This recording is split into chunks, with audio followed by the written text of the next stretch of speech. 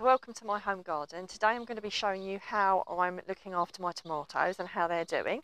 So if you've not already subscribed to my YouTube channel, if you could please do so, because I'll show you lots of hints and tips from my allotment, my home garden and also my home kitchen.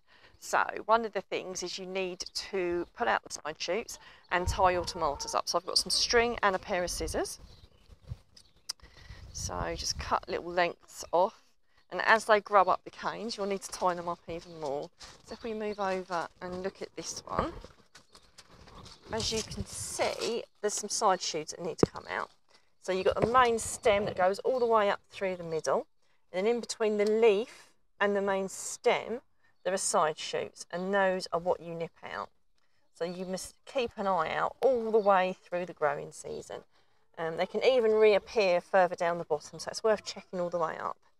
So the thing that you do need to be careful of is don't go nipping right near the top, because you could accidentally nip out the top shoot, and obviously don't take off the blooms, but it should be really easy once you get used to it. And if you miss the odd one, it's not the end of the world, but it does take the strength out of the plant, and it means that the tomatoes will take longer to ripen and produce if you don't nip the side shoots out. So yeah, so just gently keep an eye on them. You have to keep tying them up, because if you don't, they could easily snap off on the wind and they would get damaged. So as you can see, my tomatoes are doing quite well. So quite a lot of them do need tying up. As we walk down, I do have some that have some tomatoes just starting to form. So the flowers are just starting to die off. So I've got little tiny tomatoes there. And I've actually got quite a big tomato up at the end there.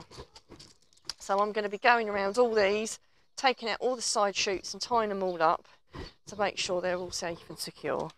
So the other thing you must do is, obviously you need to water them, but you do need to feed them. Now I make my own comfrey feed, which there will be a link for you to go onto if you'd like to make your own comfrey feed. It's very, very simple. And I have my watering can full up, and I put 1 part comfrey to 10 parts water. And then I give it a stir. If you're not able to get hold of that, then this kind of feed is really good, and I will put a link in the description for that as well if you're not able to make your own feed, because obviously you do need a really good supply of comfrey. We're really lucky we do have quite a bit of that on the allotment, so that's a really simple thing for me to do. So you just pour that in with the water, like I say, roughly 10 parts water to 1 part comfrey. Get a stick, give it a little bit of a stir.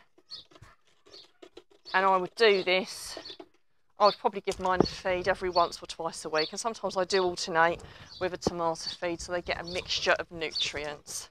So obviously when you water any plants, never water from the top, always water right at the base of the plant, otherwise it could damage the leaves, like so. So I really hope that that's helped you, and if you've got any questions or queries about how you look after your tomatoes, or there's anything you're not sure about, please do give me a shout. I will also be giving you some other top tips during the growing season of other things you can do to look after your tomatoes as they progress.